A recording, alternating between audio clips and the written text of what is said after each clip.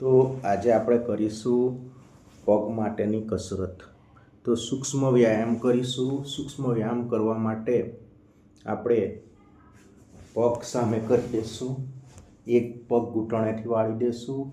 1 2 3 4 5 6 7 8 9 10.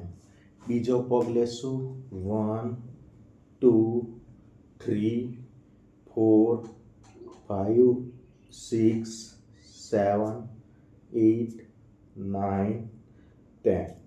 હવે બીજા સૂક્ષ્મ વ્યાયામ કરવા માટે બાળકને જેમ ગોદીમાં લઈએ તેમ ગોદીમાં લેશું. 1 2 3 4 5 6 7 8 9 10. તે જ રીતે બીજો પગ લેશું. 1 2 3 4 5 6 7 8 9 10. તે જ રીતે ત્રીજો સૂક્ષ્મ વ્યાયામ કરવા માટે આપણે નાક પાસે પગને લઈ જશું. પગના ઘૂંટણને 1 2 1 2 1 2 1 2 1 2.